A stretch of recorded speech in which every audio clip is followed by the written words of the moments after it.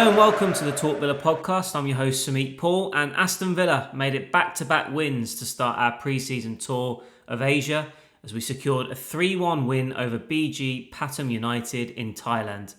Goals from Emiliano Buendia, Victor Lindelof and Boubacar Kamara helped us on our way to the win.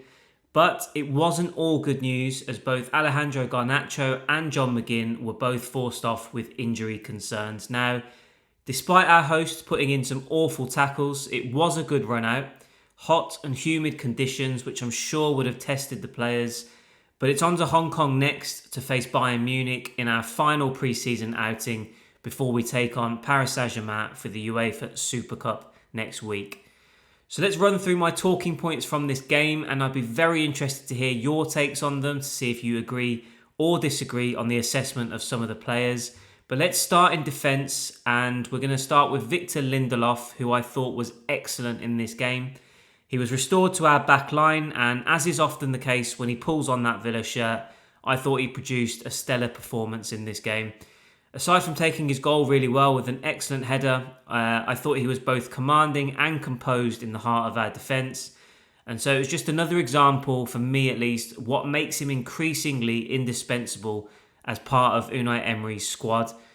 I think that inspired some of the impressive performances alongside him as well. TJ Carroll looked very calm, very classy in possession. And hopefully as he continues to develop and improves his game, becomes more physically imposing and is improving his reading of the game, I think he looks like another top talent.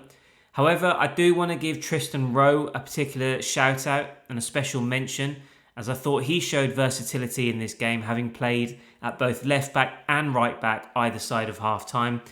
Not only did he look comfortable in both positions, but I thought he put in some really solid defensive work to shut down the danger on the side he was operating on. And then I thought he impressed when he pushed forward into the attacking phase as well. Now, time will tell, because I think he's in a similar boat as Kostan Nedeljkovic, who I've made a case for to stick around in the squad and be back up to Matty Cash, to compete with him, to provide depth behind him. But I do think Rowe is hopefully going to be one of the academy talents that comes through and we hold on to rather than sell further down the line. I don't think he's doing his chances of breaking into the squad any harm. But again, it just comes to whether or not Emery feels as though he can trust either him or Nedeljkovic to produce what he wants to see in both defensive and attacking phases on a consistent basis, or if he feels that we have to delve back into the transfer market and address that particular area of the squad. On to the next point, and that is Joao Gomes already looking like a bargain. Now, it might be a little bit early to run with this, given we're only in pre-season still, and the level of opposition is going to step up. But I'm thinking the signing of Joao Gomes for a fee of around £35 million could prove to be an absolute bargain. We've seen what he's capable of already with Wolves at the top level in the Premier League, and so this pre-season schedule is more for me about seeing him adapt and settle into our team and see how he operates under Unai Emery. So whether it's his tenacity and his snappy tackling to retrieve possession, shut down the opposition's attack, or in particular what caught my eye in this game was his ability to carry the ball forward with balance and class, to dance his way through pressure, create openings and get us on the front foot in dangerous situations. I think he's continuing to impress this summer. Now, Boubacar Kamara is available again, having made his comeback in this game, and I hope we're going to be treated to a top-class midfield partnership in the heart of this new-look Emery Villa. Next up is Alysson, and I thought he looked very direct and he looked very confident in this game. His summer started earlier than most, as he started putting in the hard work early to prepare himself for the season ahead, having been blighted by injuries in his first 6 months with the club. And I thought it was going to be imperative for him to play consistently over pre-season, to build his fitness, get his sharpness into his performances and build that confidence that he needs to perform at the top level. Now, he obviously had a minor setback against Walsall, which forced him to miss the next 2 games that we had.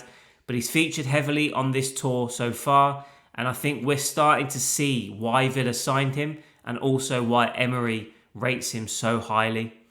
He's very direct in his approach with the ball at his feet, and there's almost a sense of excitement for me whenever he picks up possession, You know he's going to try and take his man on or create an opening or do something positive with intent whenever he's got the ball.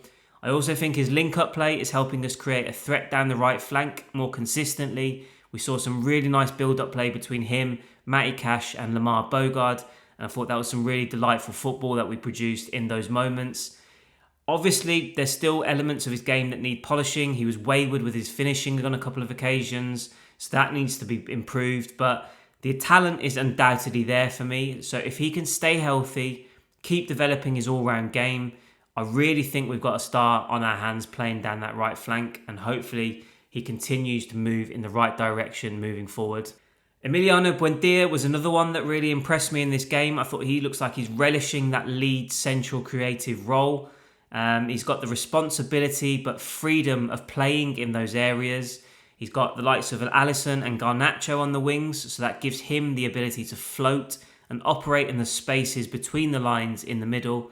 And he looks to be taking on more of a leadership role as well, because I thought he was giving out a lot of instructions and encouragement throughout his time on the pitch in this game.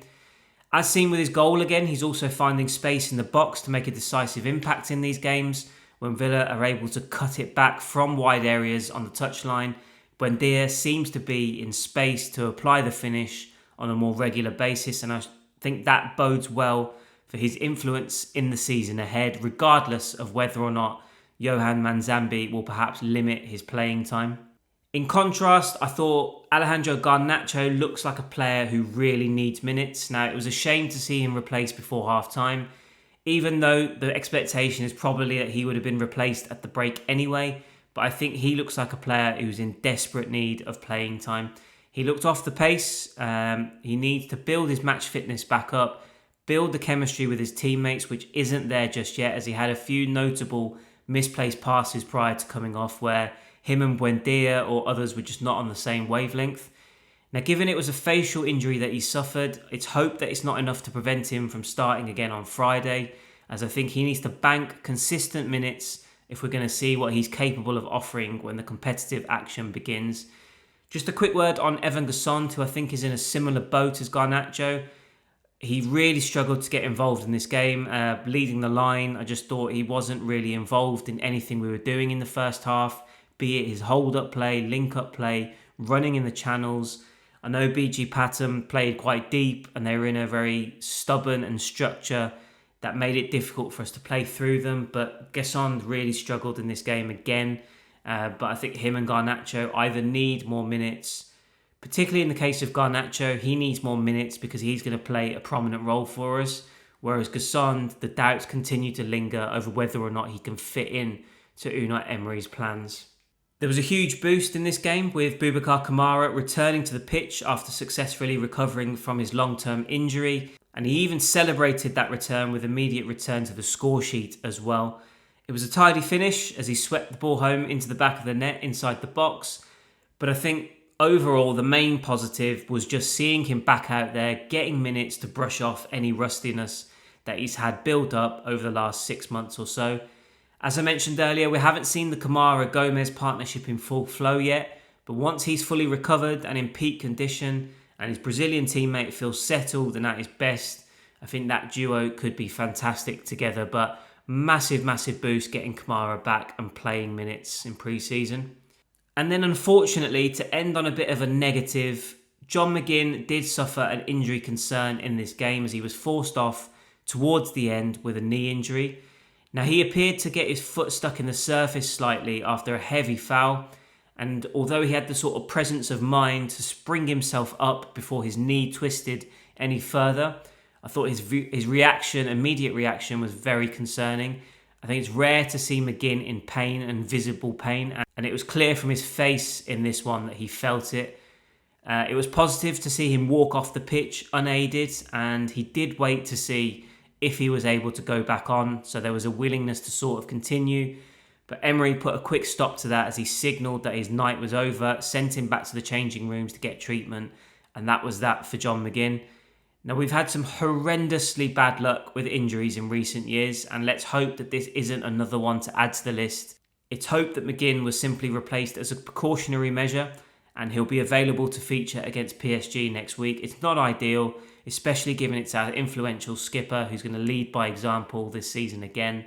But hopefully he's escaped any serious injury, and that is just a minor thing that he'll just recover from in the next week or so. So what were your key takeaways from our pre-season win over BG Pathum United? Which players were you impressed by? And who caught your eye? Let me know your thoughts. If you're listening on YouTube, you can leave your answers below. For those listening to the pod via Apple Podcasts, Spotify or other means, please head over to talkvilla.substack.com and you can get involved in the conversation over there. So that's a wrap on this episode of the Talk Villa podcast. I want to say a big thank you as always for taking the time to have a listen. I really do appreciate it.